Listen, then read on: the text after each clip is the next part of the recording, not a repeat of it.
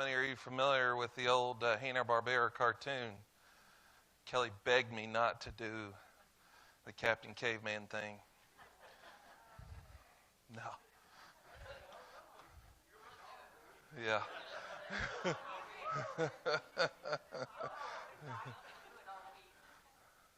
Who needs one?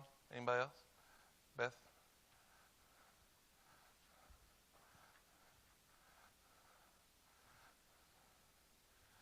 Did you get one? You guys need another? Anybody else? 2 left. Anyone? Any takers? Captain Caveman.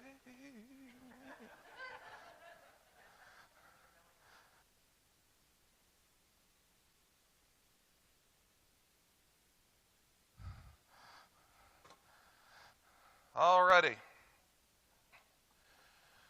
Well, that is our subject tonight. And we're going to begin, as always, with the question, why is this controversial? So when we talk about the idea of cavemen, why are we wasting time talking about this? Why is this important? Or is it? If it's not, we can just, let's hit the road. Okay, so evolution. Okay. Okay. Yep. Basically what this boils down to, and I think everybody's aware of, is that this is dealing with a basic and evolutionary mindset versus a creation mindset.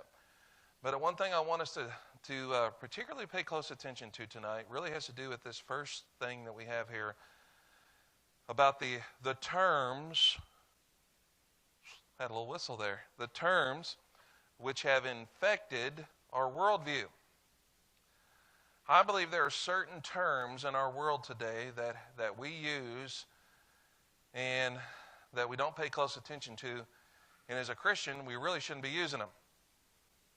Let me give you an example. This is not on the subject for tonight, but there's some, this is for another discussion. It's along the same lines. So I think the term Mother Earth should not be in the vocabulary of a Christian person, because that's loaded with implications. Father Time's another one. In fact, when you have Mother Earth and Father Time, you've pretty much got evolution in a nutshell. So anytime somebody said, or how about this one, Mother Nature? You can't watch the news or the weather without Mother Nature. But then they'll turn around and call it sometimes an act of God. I don't get that. It's one or the other, right? So what are some terms when we consider the subject tonight?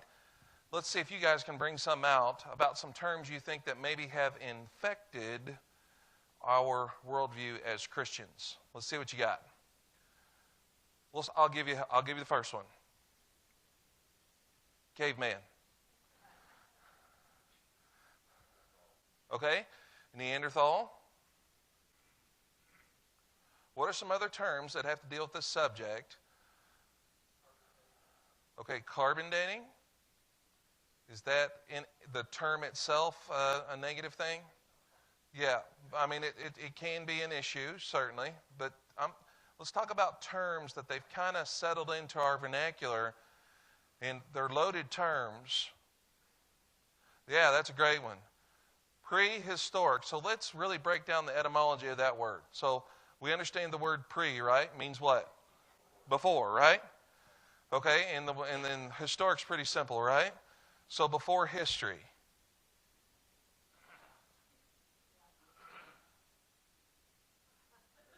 For a Christian, prehistoric should not be in our vocabulary, unless you're using it as the period of time that existed prior to the creative act. If you use prehistoric in those terms, go right ahead. But we all know that. But be honest with me. Growing up, and most of us grew up in schools, and we saw these terms and different things like this. It's always been kind of a part of our thinking, hasn't it? I mean, it would shock me. I bet you every person in here has used the word prehistoric. What else you got? Okay, billions of years. Okay. That obviously has some loaded implications.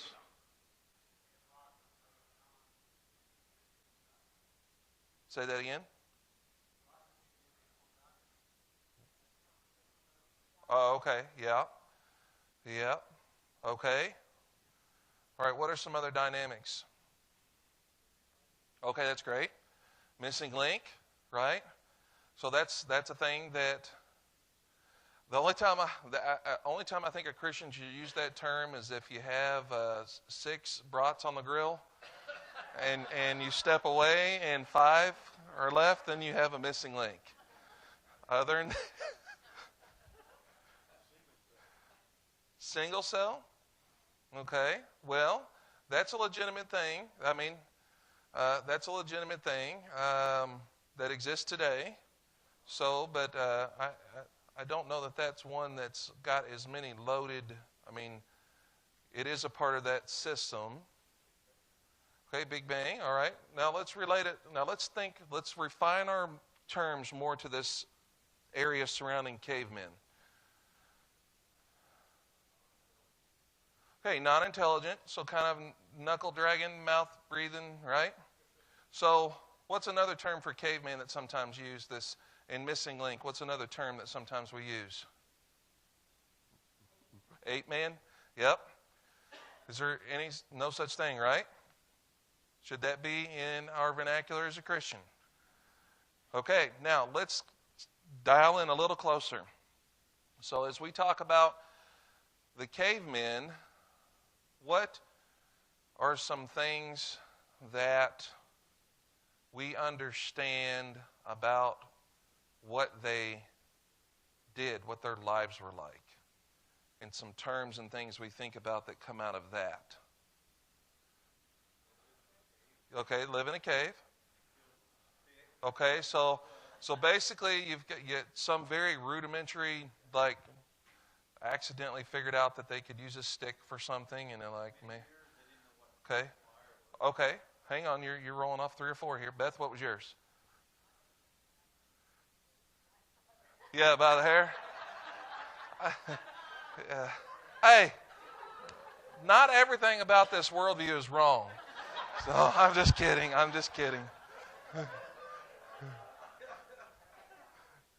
Your hair's not long enough. Yeah.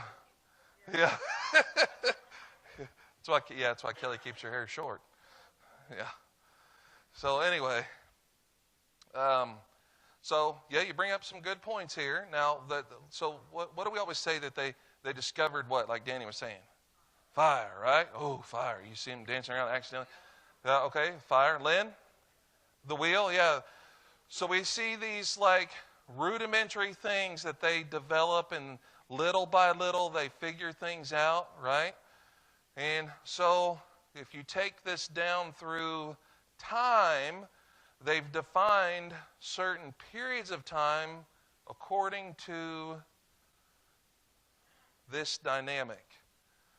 So prehistoric could also be, if you think of it as a period of time, according to the way that they developed things and used tools. What do we call that? Okay. Prehistoric age. Go back further than iron or copper. Stone Age, there we go. Is there any such thing as a Stone Age? What do they mean by Stone Age? That's what they started out with. They started out with basically using rocks for things, right? That was their what? See, if you look in the animal world, and if you really look at the way that modern anthropologists define like intelligent life, it's according to their ability to do what? Use tools, right? So a creature's intelligent if it what? Uses tools. That's one of the primary definitions and characteristics. So they base that on the tools and implements and the things they use, and then you go from the Stone Age, and then primarily from there, the age from there where they figure out better tools. Doug? What'd you say? Iron Age, right? So they're defining periods of time according to the way that man has evolved according to their usage of tools. So we start out with prehistoric, Stone Age, Iron Age, then we have these understandings. So we have terms that have infected our worldview. Caveman, prehistoric, ape man, they discovered fire, Stone Age, Iron Age, Neanderthal. Now,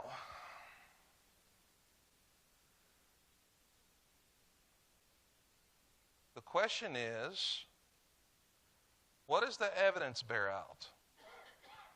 If we look from an evidential standpoint, the question we're going to ask ourselves here, and we're going to really dig into this, is there evidence of intelligent ancient man?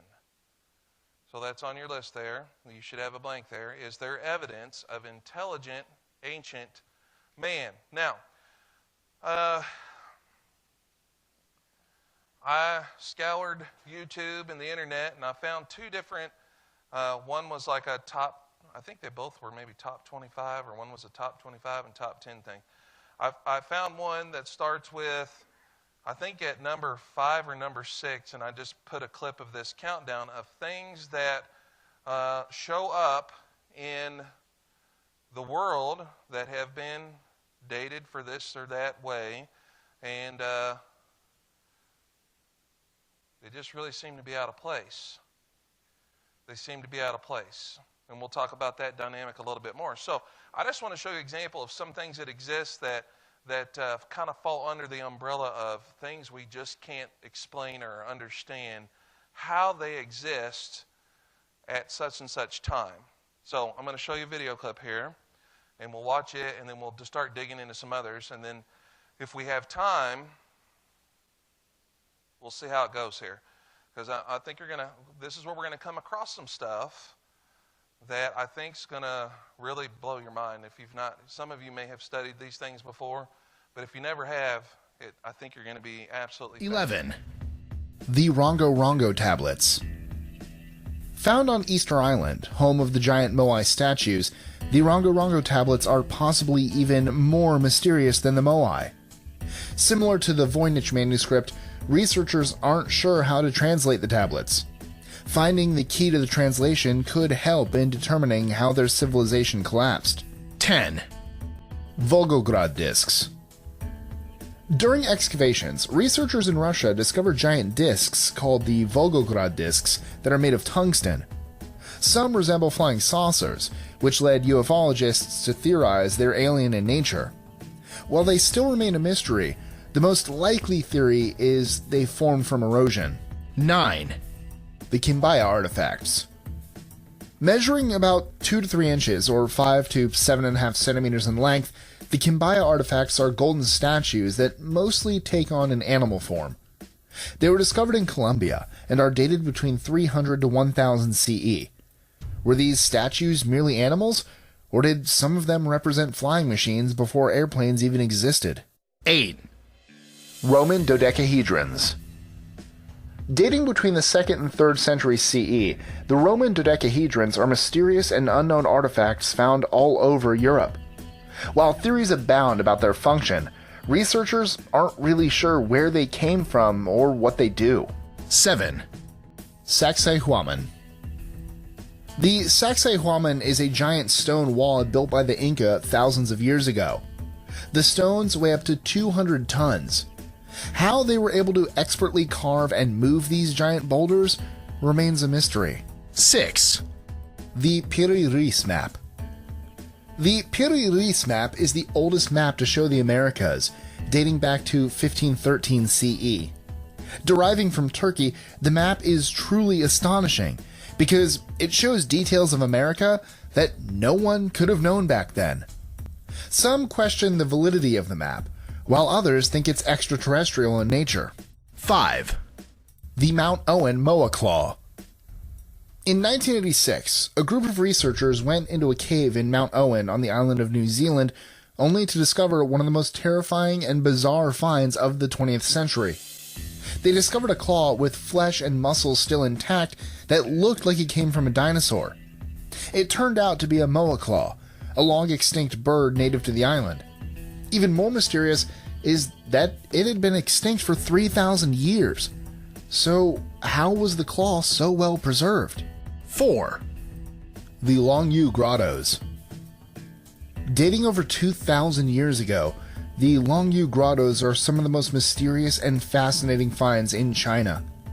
Discovered in 1992 by a local Chinese villager, over 36 grottos had been discovered, covering a 30,000 square foot area. With man-made rooms, massive pillars, bridges, and pools, no one really knows how they were built so long ago and for what purpose. No known written history has been recorded about them. 3. The Gate of the Sun. The Gate of the Sun is a stone doorway standing near Lake Titicaca in Bolivia. Archaeologists believe it used to be part of a much larger empire in the 1st century CE. The true mystery lies in the drawings on the stone. If correctly deciphered, scientists believe they could be of great astronomical value. 2. Stone Age tunnels. A massive network of Stone Age tunnels has been found all across Europe, dating back to the Neolithic age, 12,000 years ago. No one is really sure what the tunnels were used for. Some believe it was to protect themselves from predators, while others theorize it could have been used as a protected pathway from weather, war, or violence. 1. The underground city of Derinkuyu. Accidentally discovered by a family in 1963 in the region of Cappadocia, Turkey, the underground city of Derinkuyu has fascinated researchers ever since. Essentially a giant labyrinth, it has 11 levels that descend about 280 feet, or 85.3 meters. It's difficult to age the structure, and no one really knows who built it or why. Enjoying our lists? Be sure to click that subscribe button in the top right corner and the notification bell so you don't miss out on new ones every Monday through Friday. Share them with friends and help us consistently conciliate curiosity. And if you want even more lists, check out these videos here or just head to our website at list25.com. Astronomical value. 2. Stone Age tunnels. A massive network of Stone Age tunnels has been found all across Europe, dating back to the Neolithic age, 12,000 years ago. No one is really sure what the tunnels were used for. Some believe it was to protect themselves from predators, while others theorize it could have been used as a protected pathway from weather, war, or violence. 1. The underground city of Derinkuyu. Accidentally discovered by a family in 1963 in the region of Cappadocia, Turkey, the underground city of Derinkuyu has fascinated researchers ever since. Essentially a giant labyrinth, it has 11 levels that descend about 280 feet, or 85.3 meters. It's difficult to age the structure, and no one really knows who built it or why. Okay, to clarify a couple terms. Now, did you pick up on some terms there? CE and BC, what's that stand for? Does anybody know? Do you know it without cheating, anybody? Without using your Googler? Anybody know? What CE and BCE stands for? They've changed BC and AD to CE and BCE. CE stands for Common Era. BCE stands for Before Common Era.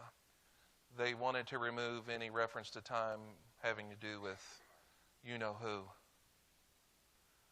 So you're going to find your textbooks removing BC and AD and inserting CE and BCE. So we heard Stone Age, we heard Neolithic, we heard all sorts of things. So the question is there evidence of intelligent ancient man? Absolutely. So the question is, now, if they find something that just really, really doesn't make sense, where do they almost always go? Outer space, right? Yeah, aliens did it. Aliens did it. Now, we're going to talk about some things that I think are just fascinating. So when we talk about ancient man, we talk about different kinds of technology, and we come up to this fascinating term, ooparts. Ooparts. Say what? At Napa, ooparts? Yep. Yep, they carry everything. Yep. How much are they? Yeah, oop arts. Hoop arts. Hoop arts. All right. What is oop arts? Anybody have any idea why this term is out there? This is a term that's out there. Anybody want to take a shot? It's actually an acronym. It's a little scary. I'll give you a clue. The O, the P, and then the arts go to it. So OOP each stand for a word, and then art stands for a word. Art stands for one word altogether. Okay, arts is artifacts. Old, one of this old. Okay. The OOP is this, out of place artifacts. So why do we have this concept of out of place artifacts? They can't explain it. Well, we're going to talk about some OOP arts tonight. And there's some really, really fascinating ones. Some really fascinating ones. So let's take a look at one. This is one of the coolest ones. All right, this first one is called the Antikythera mechanism. And this is it. Can everybody see that? Okay, now I've got another video later on, but this thing is part of this mechanism. And so there's multiple wheels and gears and timing mechanisms that all are designed to track the movement of the stars, to track different celestial movements. It was used on a ship for navigation, and they've dated this thing. This is an OOP art, out-of-place artifact, to way before this technology should have existed. This is the term they use, should have existed. So the question then is how is it possible that something like this exists? Was it an accident? Was it alien technology? You're gonna hear if you turn on Discovery or History Channel, they've got shows that deal with this stuff, and that's a lot of their explanations, because there's no naturalistic, inside the box explanation for certain things. And so we have this Antikythera mechanism that is one of these out-of-place artifacts. And so they don't know quite how to explain it. So they have to go to alternative theories and things like this, because they're locked in to one framework, into one framework only, and that is caveman, discover fire, discover wheel, discover tools, figure certain things out. And now I want you to think about something for just a second before we go any further. All right, so you can think purely from a biblical worldview if you want in this sense. You don't have to think, we're not trying to put ourselves in the shoes. But I want you to think about the way people lived from the time of Adam until about the early 1800s.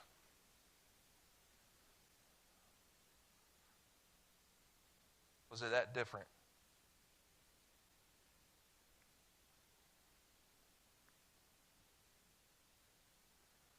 Was it that different?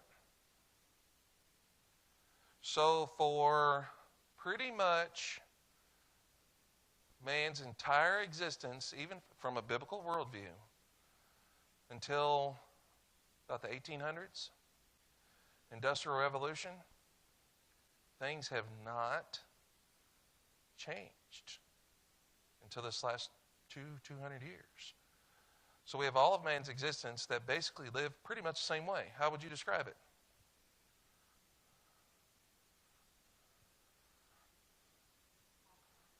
You live off the land, right? I mean, there's some here that live that lifestyle because that's what you had. You farmed, you fished, you made your own clothing, you maybe went to a small store that had some goods. Your home didn't have modern conveniences, did it? Running water, maybe. Carried water in, sure. Okay, was that experience much different from what we would understand from the first people in the Bible? Absolutely. You had to find way to light things. You had to find ways there were different things tools, but it really wasn't that different. Sure. There's still people all over the world that live that way. Sure. If they choose to. Sure. Now we do it. We call it camping.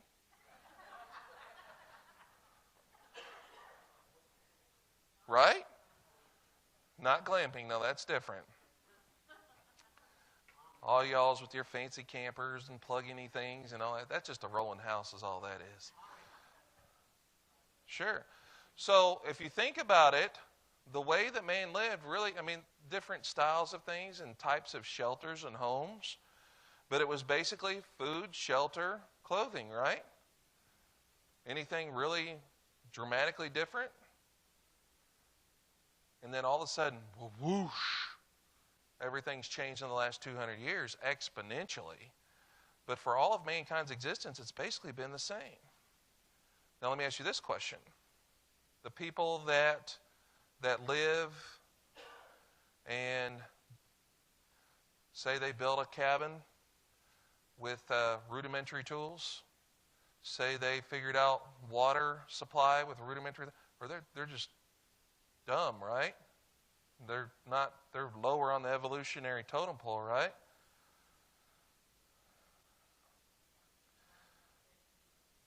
Now, I just want us to think about this. Now, some of you like to watch woodworking shows.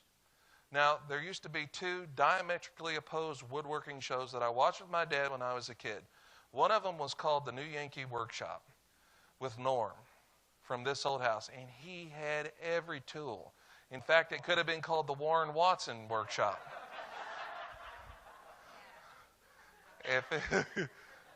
Now, no offense, but if it's easier to do things if you have the right tool. What takes more ingenuity, no offense, to build something using simpler tools or more advanced tools? A lot of times it takes more ingenuity to build something with rudimentary tools. That is true. Speed is probably the case, but figuring things out, and so we look at things. We're going to look at some more OOP arts and then some things that I just think are absolutely fascinating. So how about this one? Are you guys ever heard of the Baghdad battery? Baghdad battery. Okay, this was found. See, you're not supposed to have this. It's out of place. This is a clay case with an electrolyte chamber down the middle of it with internal copper cylinder that has an asphalt seal and an iron head, and this was able to generate electricity.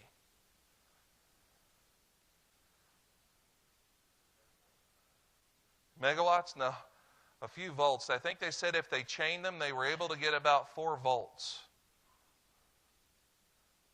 Enough to do electroplating. You guys know what electroplating is? Someone tell me what electroplating is.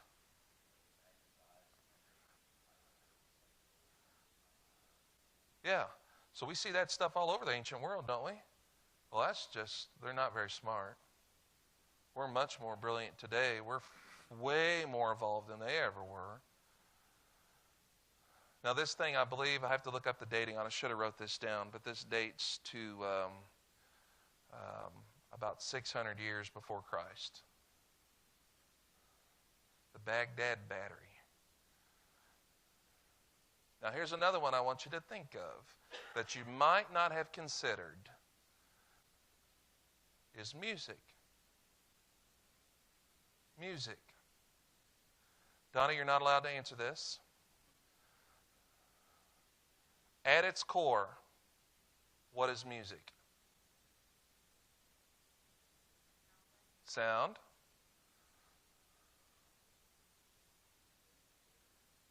Okay, change in sound waves. But at its core, in music theory and things like this, you'll find this other thing is so closely related to music, it's incredible.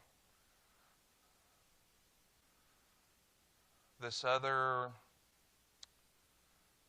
field of study, this other subject, this other reality.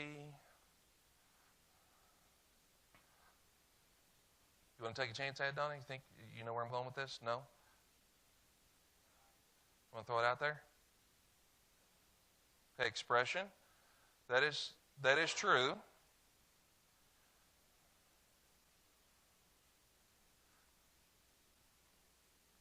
Okay, when you read music, you know how to play in time. Go ahead, Beth. Literature. Okay, it does involve language. Something else.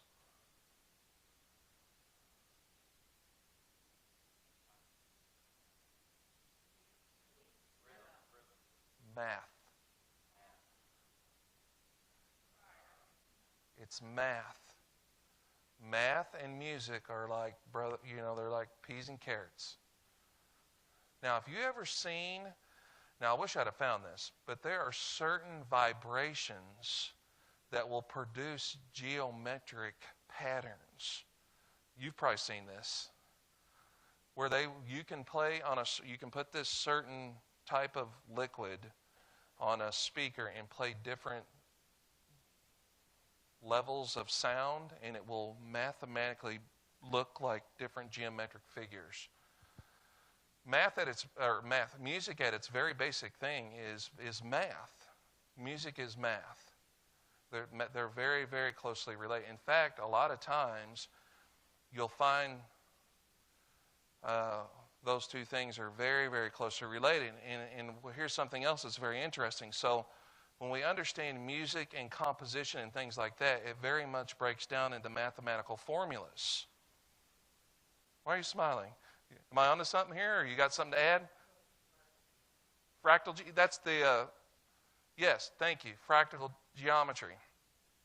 Yeah, anytime you have something you want to chime in there, go for it. Okay, so music is one of those things, and they've discovered ancient flutes made from bones. Now, when you have music that you have scales, right? They play up and down. There's certain scales. They've found that these flutes, these ancient flutes, match the same musical scales that we use today. Well, how's that possible? Only the brilliant could come up with such a thing, right? These things are thousands of years old. These are found in China. This is what they would call an oopart. These are some of the oldest playable flutes that they found.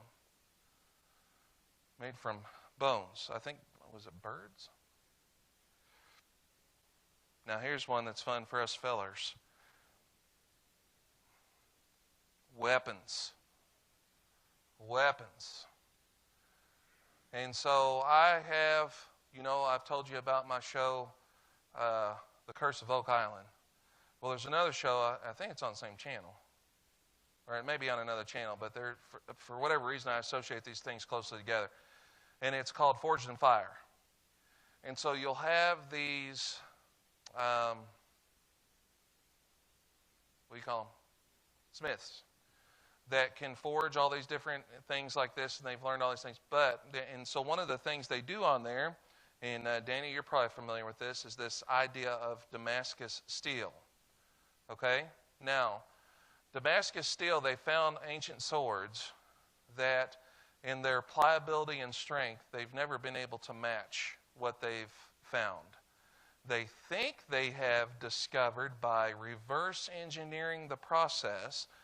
So by employing all these highly developed reverse engineering techniques and scientists and processes, they believe they figured out how to replicate true Damascus steel, but they're still not sure.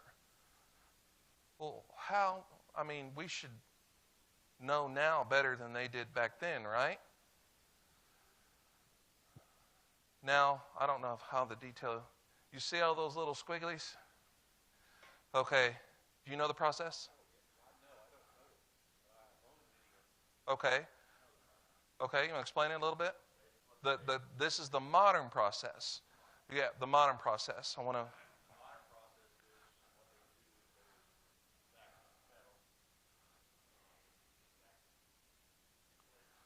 They call it a billet. Yep.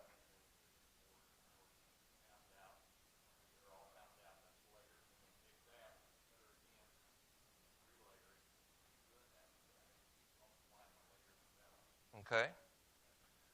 Now they figured out that part of it. What they haven't figured out is the composition that makes up the metal. See, we have now different kinds of carbon steel today. Different kinds of steel that have different kinds of carbon in it. Can you name some of the different kinds of steel that are found in knives? Okay, stainless, and then there's different kinds of carbon levels in the steel that are better qualities.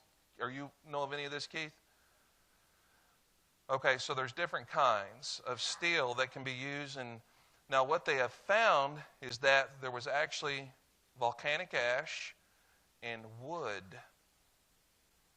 that is part of this metal, that the metal that they use to make Damascus steel is actually present in the steel that gives it the proper carbon content that makes it incredibly durable and incredibly pliable and incredibly sharp. They can make it really, really sharp. And they're still not sure if they figure that out. So, in a lot of things you can look up Damascus steel, and it is called a lost technology. A lost technology. Well, yes, that too. The whole thing from... Now, what they found, if I remember this correctly, and we might get to see this in this other video. If we don't see it tonight, we'll see it next week. Is that they were actually being supplied with a very special steel that came from Indonesia. And then this was being transported to the Middle East, and then it was being forged there. And there's also some other things too in the Viking steel. Yeah, that too. Yes. Yeah, very similar. Very, very similar. Say it again. Uh-huh. Mm-hmm.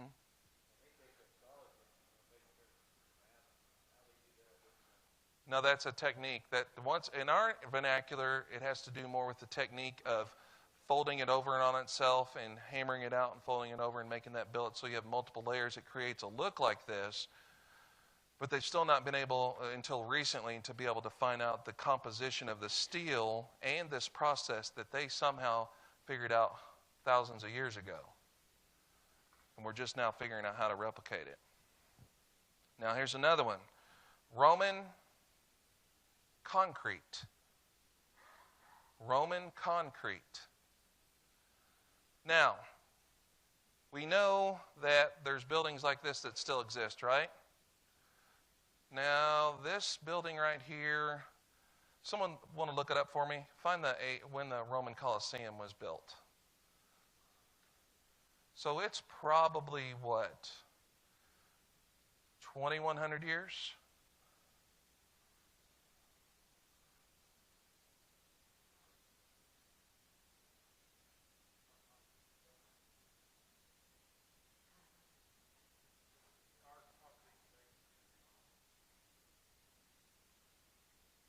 I got it? Oh, so it was, 70 AD. Well, isn't that fascinating? Destruction of Jerusalem, and then this thing is finished in 70 AD. So they probably started building this well before. 70 to 80 AD. Or I'm sorry, CE. I don't want to offend anybody. AD. Okay, so we'll say 2,000 years.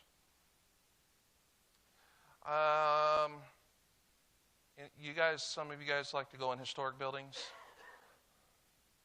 Jamestown or anything like that there? Anything here in America that would resemble? Anybody been overseas and been able to see some old stuff like that? Can you give me an example?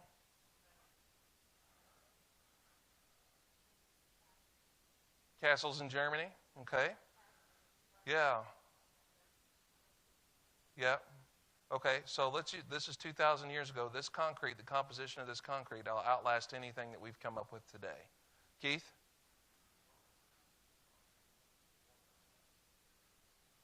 Think about that for just a minute. That's incredible. But we're much more advanced now, right?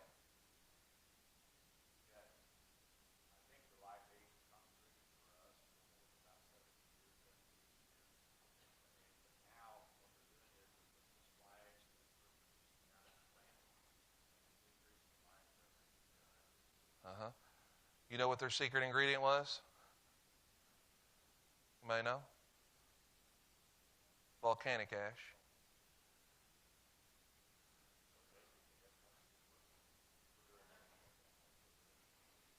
Now, here's another one that I wasn't aware of, but maybe some of you have seen this too. So you have Roman concrete, and then there's another thing called Greek fire. Greek fire. Anybody ever heard of the Greek fire? You have? Can you tell us about it? Yeah. Naval flamethrowers. They figured out a composition where they would be able to combine in this copper tubing that was able to spray fire like a flamethrower onto other ships and things. And they were able to figure out a chemical combination that they could have this weapon on their ships called Greek fire. Now, you guys ever seen the show Mythbusters? They've actually were able to replicate it and found out that was indeed a true one. From, of course, it sounds fake, but it's a legitimate thing. There's historical records of it, but no one's ever been able to replicate it. Well, surely all our fancy chemists today, right? I mean, surely there's someone somewhere in someone's military that would try to figure something out, but they've been able to replicate using things that were present at that time. So basically what you have then is ancient chemists. Now, I'm using ancient because we're talking about Greek, still about 2,000 years ago, but think about the way people lived and the way their lives were. Not much different from what we would say the frontier people here, right? But then they had these amazing things. These amazing things. All right, I'm going to jump ahead to one because I cannot wait to show you this. Because this one's not far from here. Well, let's see what I got here. All right, these are different. We'll talk about that next week. All right, I don't want to talk about that one yet. All right, can you guys see that? You guys know where that's at? That's in Ohio. Now, Serpent Mound. Yeah, this has been dated like 3,000 years ago. Native Americans? Moles?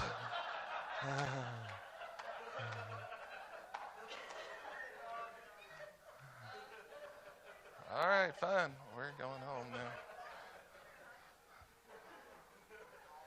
Okay. Now, the reason that this was fascinating, and one of the things that's kind of spurred me onto this is a book similar to the one I had on the dinosaurs and dragons. This one's called The Genius of Ancient Man. And so one of the things we're going to find is that there are these kind of formations that have stood the test of time, that are very accurate from an aerial perspective. So to be able to create something that looks like that from an aerial perspective on the ground is not easy. It takes some know-how. Now here's something else now this probably isn't it, but this is interesting to think about. Genesis chapter 3 talks about what? With Eve. Yep.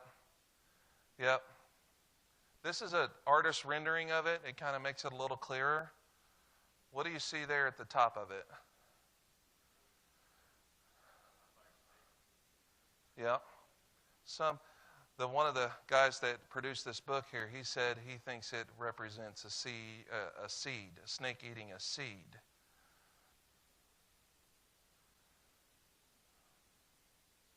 The seed of man, seed of woman will crush your head.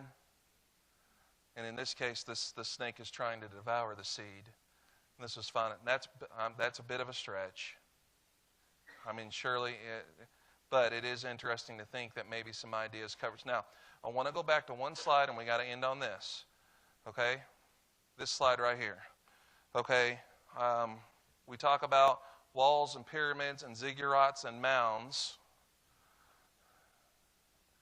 You find similar structures with similar building technology and techniques on just about every continent. So this is in Iran, in Egypt, Iraq, Iran, Sudan, China, Italy, Mexico, China, Indonesia, Cambodia, Mexico, China again, and then Polynesia. So just about every part of the world, we find similar building styles, and these things are massive. Some of them are incredibly massive. We find similar architecture and techniques. And so the question we got to ask ourselves is, how is this possible? This is something, you talk about out-of-place artifacts, every single one of these is. Why? They can't explain how they built them. I mean, you guys got to see the Mayan ruins, right? Could you and some friends build that? Yeah. You're talking about stones, incredible size, individually perfectly carved and set stones to make structures that have lasted thousands of years. But they're not that bright. They're not very far along the evolutionary scale. I mean, and these things are thousands of years old, all over the world. Now, there's one biblical event that unifies every single one of these. What is it? Babel. See, when we understand what was occurring at Babel, we had what in that place? We had everybody in one place, right? Attempting to do what? Build a structure with the same technology and the same architecture. And what happened at Babel? They're dispersed, right?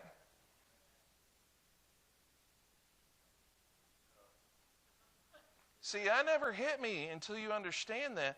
When you understand that event, and then you see it played out in every continent of the world, in every civilization, there's similar building techniques and similar architecture and technologies and similar structures that exist. There's no other explanation than they were together at some time. And then from that point on, it went from there. And that is the best explanation. Otherwise, you have TV show after TV show about ancient aliens and how they built the pyramids and gave. Don't take long to turn on the TV to find these things. So we're actually going to talk about quite a few more amazing things that I never knew existed next time we get together. And we're going to spend some time looking at biblical anthropology. Biblical anthropology. Okay, any questions or comments? Go ahead.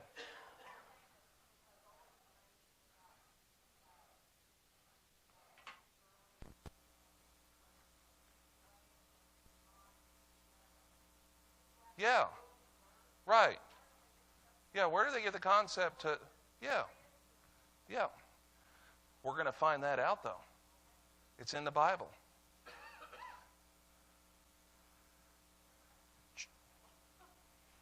Don't steal my thunder. Warren tried to earlier. But we're going to look at it from a biblical perspective. In this, there's no such thing as an out-of-place artifact when the Bible is concerned, because it makes perfect sense. Because this book right here, and the thesis of this book, is that Adam and Eve were the most brilliant people that ever lived. And we're actually going this way, not this way. We'll talk about that a little bit more when we study it. It's basically anthropology from a biblical perspective. So, let's work on as a group eliminating those thoughts and words from our vernaculars. Now, don't hit somebody over the head when they use them. Yeah, with a club. Captain. Yeah, don't do that. Okay, anything else? All righty. Thank you all very much.